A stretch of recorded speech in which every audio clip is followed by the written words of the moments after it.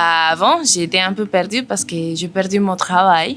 Lorsque je suis arrivé en SEJ, je savais plus ou moins ce que je voulais faire. Je voulais travailler en bibliothèque, mais j'avais pas forcément les moyens pour le faire. J'ai loupé mon première inscription en BTS. Je savais pas ce que je voulais faire. J'avais entendu parler du SEJ depuis déjà plusieurs mois et j'avais pas mal d'appréhension à y rentrer. Donc au début, je faisais des activités même sans être dans le SEJ et tout. Justement, mon premier SEJ, je l'ai commencé en fin 2022. Et justement, en 2023, j'avais réussi à trouver un emploi. Mais malheureusement, j'ai pas trop aimé. Pour remplir le document, c'est pas compliqué. Ça reste assez léger, c'est quand même 15 heures d'activité par semaine. C'est vraiment 15 heures d'activité par semaine. Donc on peut les remplir assez facilement. Le SEJ, ça m'a permis essentiellement déjà de faire un petit temps partiel en bibliothèque. Par la suite, ça m'a permis de trouver un service civique dans une librairie solidaire.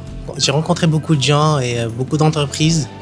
C'est aussi beaucoup d'ateliers qu'on choisit nous au préalable. Et ça a commencé pour un atelier de confiance en soi. C'est l'atelier qui m'a touché beaucoup. Il y a aussi eu énormément d'apports par rapport à tout ce qui est lettres de motivation, CV, etc.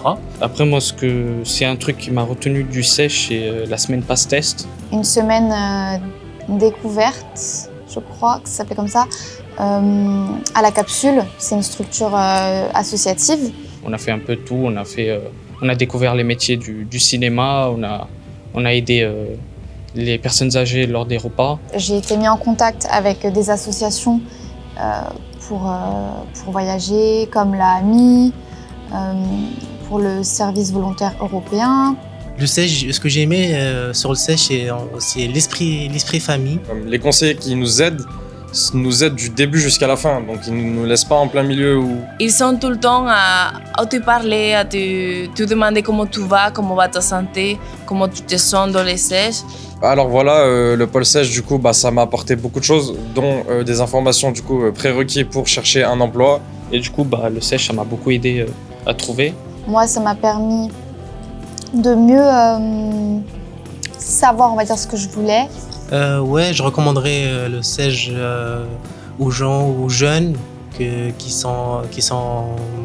finissent leurs études et qui savent pas quoi faire ou qui sont en difficulté. Il faut vraiment pas avoir peur de se lancer dans ça. Si jamais ça va pas, on peut arrêter.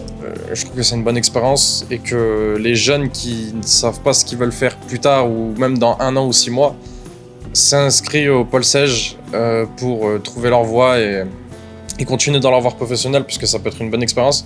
Si vous essayez pas, vous saurez jamais en fait ce qui aurait pu se passer. Et je pense que sans le SEJ, c'est pas quelque chose auquel j'aurais pensé. Et voilà, j'attends de voir comment ça va se passer, si ça se passe bien, tout ça.